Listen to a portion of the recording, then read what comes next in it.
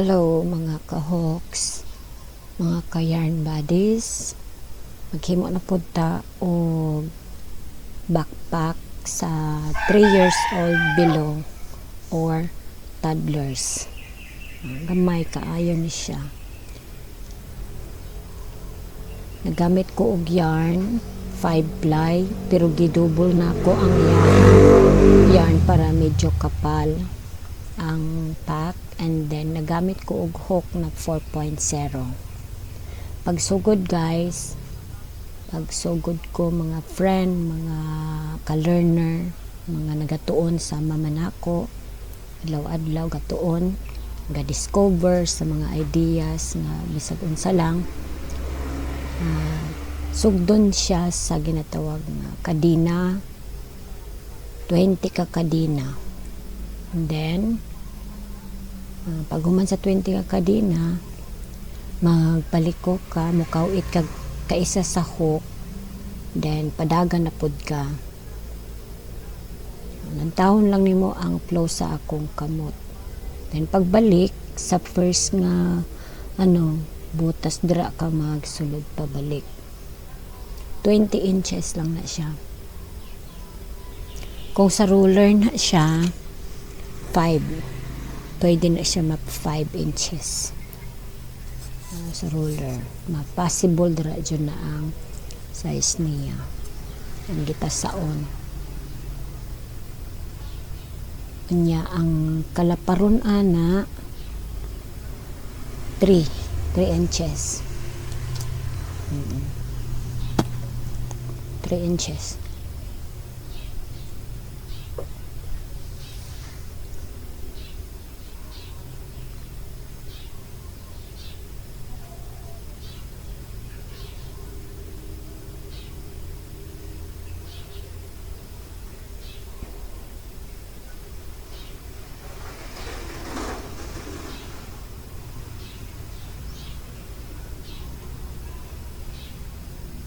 Makahatag pa ni siya exercise sa atong mga kamot.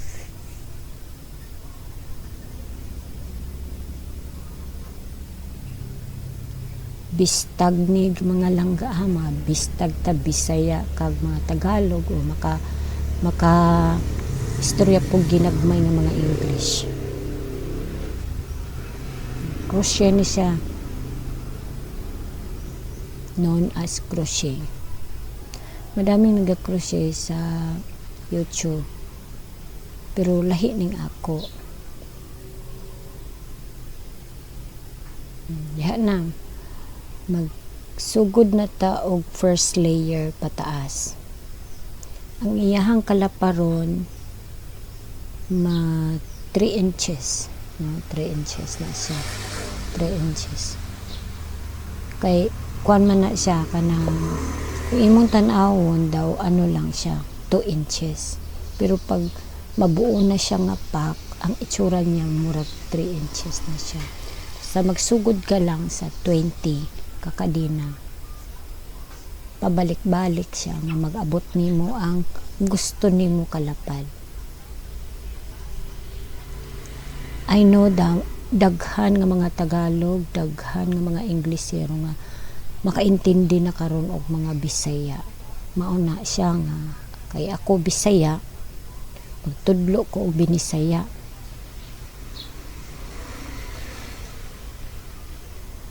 Kaintindi man tag English, pero dili jud maka dire-diretso. Ay nagklaro ibistag nato ni siya para meron ding alternatives ng mga languages na ato maapil-apil ginagmay. Muna siya napalibot na ka first layer na ko. I-observe niyo na siya, diba naging 3 inches ta kay nagpadagan ko palibot og isa ka i-observe nimo ni diri mga ka-learner. Duha ka kawit, tapos ang idea nako diha is X ang style niya. X. Ikis ang style. inigkawit nimo kaisa i-insert ni didto sa ikaduhang butas niya. Kailangan maglib ka ng isang butas bago ka mag X. Ito, tingnan nyo ha. Ito pagkatapos nito, tingnan nyo. Doon ako sa ikalawa. Sa gitna, mayroon pa yung butas. Utro ni mo nga kawit, ibutang na ni mo siya sa tunga. Yun. Kung nag-gets ni mo. Lantawa na po ni sa tunga na po ko ni ato. Daw naglakbang ko og isa ka butas niya. Isa ka anong tawag yan sa English man? Sa gansilyo ni siya sa Bisaya. Gansilyo ni siya, ginansilyo. Kumo na kaayo ni karon guys. Kaning gansilyo, kaning crochet, mapagkitaan. Makakatulong sa mga financial aspect nato. Makakatulong siya. Dahil ibenta mo. Gumagawa rin ako ng keychain, yung mga nylon yarn na packbag para pang high schooler, diba, pang butangan og mga burluloy, mga ganun. Tingnan mo. Maglakbang ko sang isa, tapos magback ko sa katong naa sa gitna nga butas.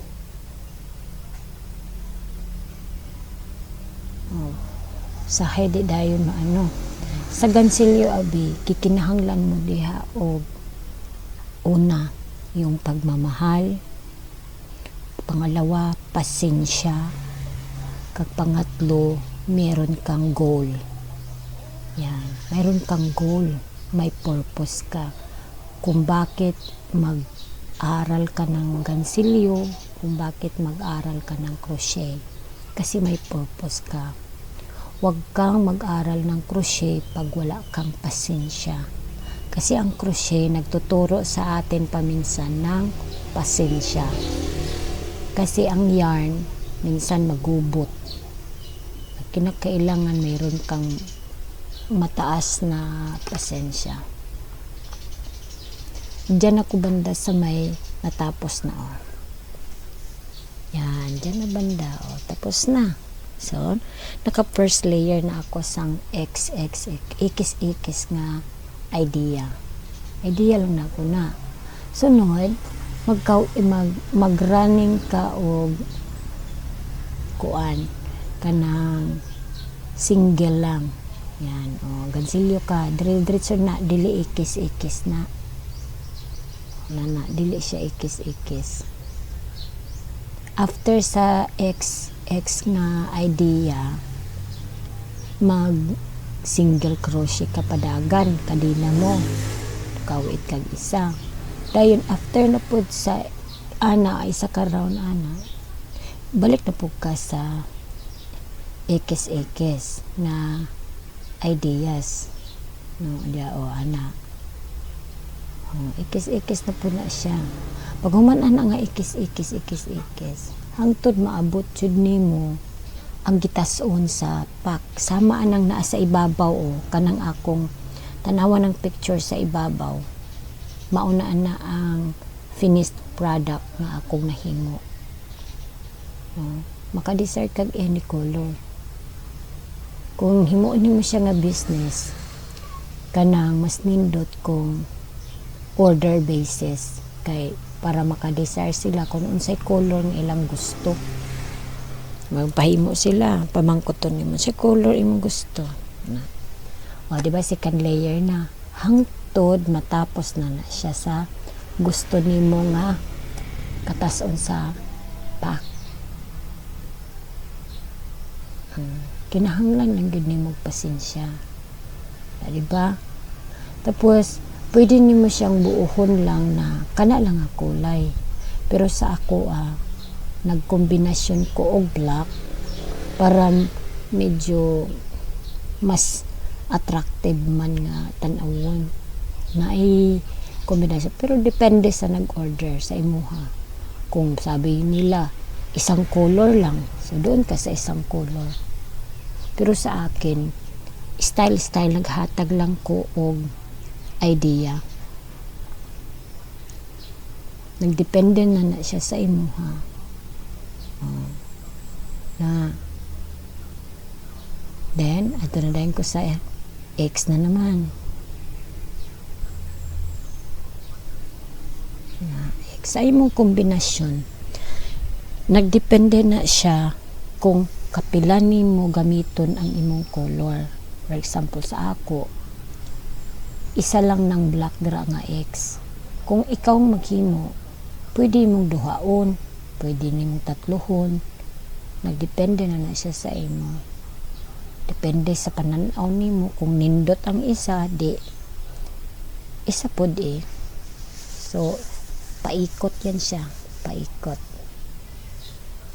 Na black. Pariha lang ang flow sa dagan sa kadena, sa paggansilyo nimo. Wala siya kaibahan. O wala siya daghan nga mga style. Duhara na siya ka style na ko diha. Single, kag, ikis-ikis. Man. And then, mupadagan ko og isa.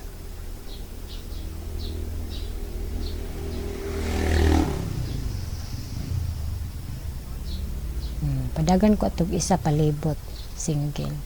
Tapos balik na ko sa blue. Pero dili jud nimo kung mag additional gani kag color para sa imuhang beautification sa imong pack. Ayaw pagputla ang yarn nga imong giad. Dili, stay lang na siya sa likod. Tapos ipakaon nimo dayon. Ipitan nimo, iipit nimo sa sunod naman nga running stitch nimo. Sa ending na. So balik na ko sa kitawag pag-add pod ko og isa ka X na idea.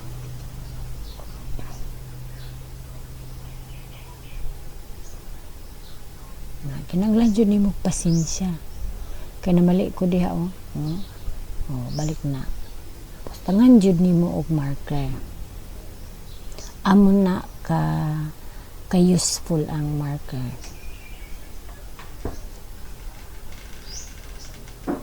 Yun. Na. Dira maklaro na. Maglib kag isa ka crochet, isa ka gansilyon, isa ka loop ba na siya. Ano na sa English? Tanawa lang ang akong hook di ni adto.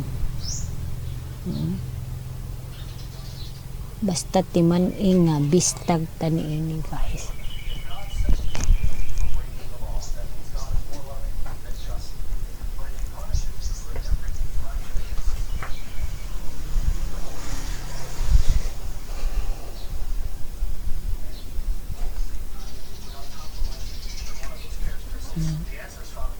Hindi na. Isang stitches pa. Isa pang round. Single na lang. Dili na ang XX. Para sa ending part. Pero observe sa may ending part na ako'y gihimo din ha. Dili na kawit, dili na siya isa ka kawit sa hook, kung dili diretso mo siya patangan jud nimo og marker kada end ha. Wala nang kawit kung dili pagsulod diretso na siya pasok sa isa ka matawagan ni tanang gansilyo lisod ba ya Bisaya tinuod ning gansilyo yan. Nantawa lang sa akong ginahimo ha. Tanawa mo na siya ending para medyo siya kapal Kay unya dira nato butangan og iyahang cord nga kumbaga mula ra gyapon sa crochet o magkadina ka magkuan. Mo na siya kinahanglan pasensya yun.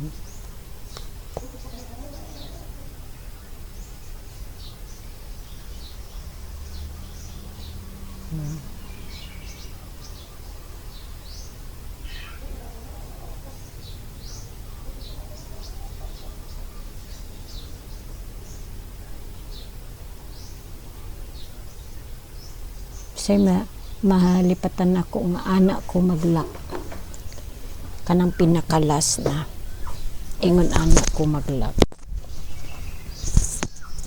putlon ni mo kagayaan mo lang yan kay i-insert mo sa likod para tapos lahat ng mga nagasurobra dira imong pang putulon pero i-sure ni mo nga wala kay maapilan nga mga yarn kay pag may maputol nga isa dira wala masira gyud lahat-lahat ang imong trabaho.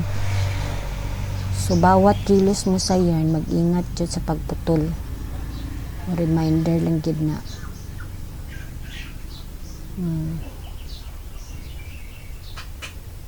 So gitusok na ko to siya.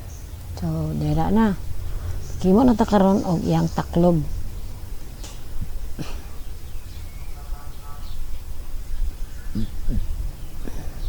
Yan taklob no. Yan mga iyahang mga kuan diha mga aliporis so. Ipamutang na ko na siya tanan-tanan diha para mga panggamit niya tanan-tanan, panglak, pang cord niya, yung adjuster niya. Yan, ano dyan lahat.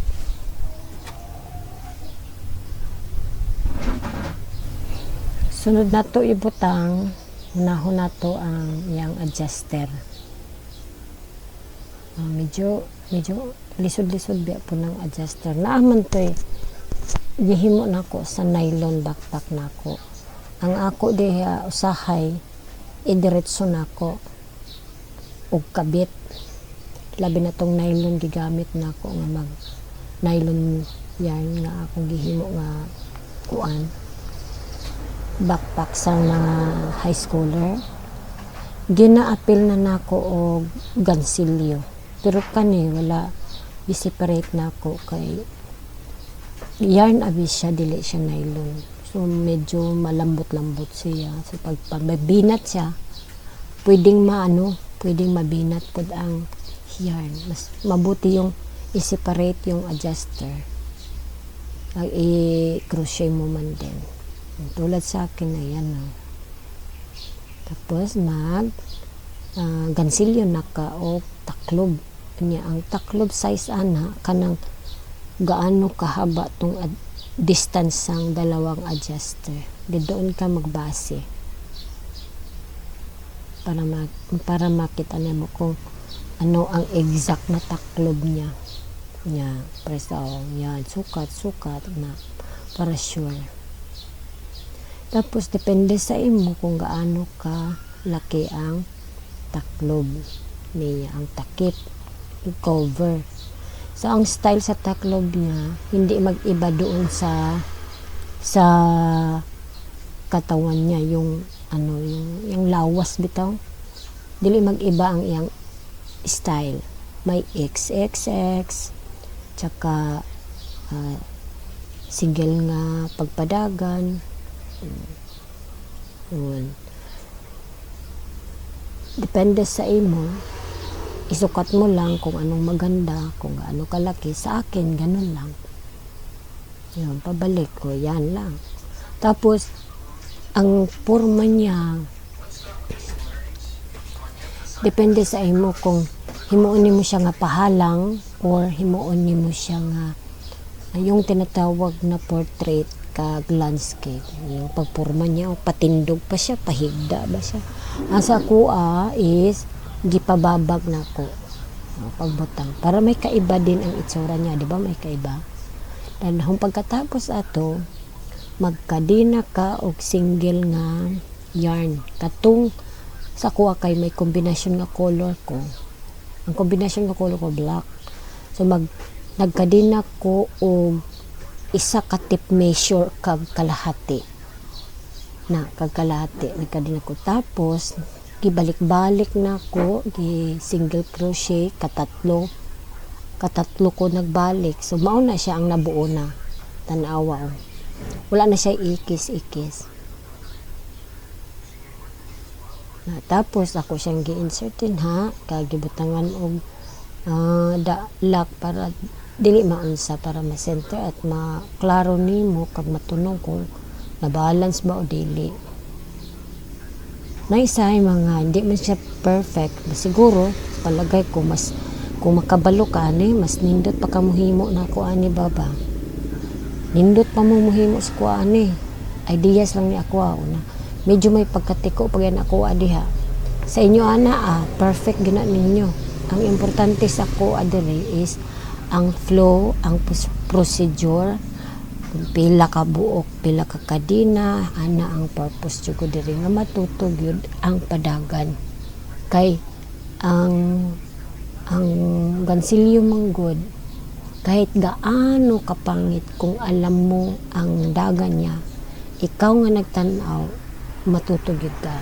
Kani ako, kadagan ako gitanaw nga sundan ako, pero sige kong kamali, pero gipaningkamot ko nga manindot. O persani nanindot siya, kaya ako lang gipanindot jud siya. O diba, nindot na siya tanawon. Patangan ako siya glak. Gi-order gyud ako ning mga material niya ani para ma-attract pod ang makakita kag mainganyo sila nga paliton.